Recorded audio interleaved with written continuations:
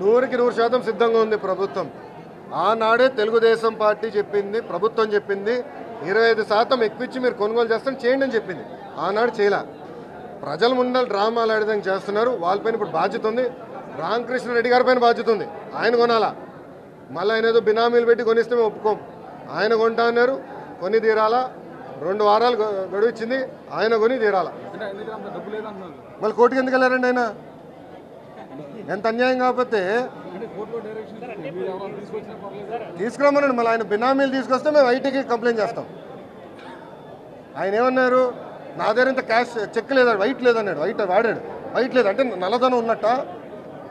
సమాధానం చెప్పాలి. ఇవన్నీ చెప్పి కోర్టు మేము కూడా సీరియస్గా తీసుకుంటాం. 100% 2 రూపాయలు ఎక్కువ ఇచ్చాను తప్పనిసరి వాళ్ళకి ఇస్తాం. మాకు ఎలాంటి సమస్య లేదు. తెలుగుదేశం పార్టీ ఇచ్చిన ఆఫరే కదా ఇది. వాళ్ళ అవసరం కోర్టు వరకు వెళ్ళారు. అదేదో తీసుకొస్తే 2 వారాలు కదా 4 వారాలు ఇచ్చేవాళ్ళం. మేము ఇచ్చి కొనమని ఉండాలి, కొనలేదు. ఇప్పుడు వచ్చి కొనమనండి, నో ప్రాబ్లం.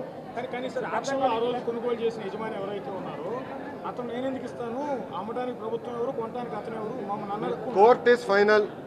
కోర్టు తీర్పుకి ప్రభుత్వం కట్టుబడి ఉంది. కోర్టు చెప్పింది మేము పాటిస్తాం. కోర్ట్ ఈస్ ఫైనల్ అమ్మా. Sub judice matter. కోర్టులో ఉన్న తర్వాత వ్యక్తులు ఇర్రెలవెంట్. కోర్టు చెప్పింది కనుక కోర్ట్ ఈస్ ఫైనల్. దాంట్లో క్లారిటీ ఉంది.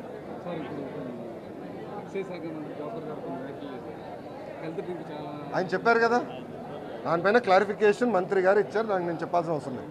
ఆయన ఆల్రెడీ క్లారిఫై చేశారు. ఒక్కొక్క ఛానల్కి వచ్చి మరీ క్లారిఫై చేశారు. ఆ విషయంలో ఆయన క్లారిటీ ఇచ్చారు. నేను కూడా కోరేది ఏంటంటే, కావాలని ఒక్క పదం అట్టి ఇటేస్తే కావాలని ప్రతిపక్ష పార్టీలు వక్రీకరించే విధంగా చేస్తున్నారు. అది కరెక్ట్ కాదు. అట్లా చేస్తే దుమ్మెత్తిపోయచ్చు. ఇప్పుడు స్లిప్ ఆఫ్ ద టంగ్ 2-3 అంటాం. అది తప్పడితే ఎట్లా? ఇప్పుడు ఆవేశంలో స్పీడ్లో మాట్లాడేస్తారు 2-3 విషయాలు. అది కూడా వాళ్ళు సమర్థించాలి. అటుతో వాళ్ళు చెప్పిన వాక్యాలు అన్నీ తీస్తే ఎన్ని తప్పులు చేశారు.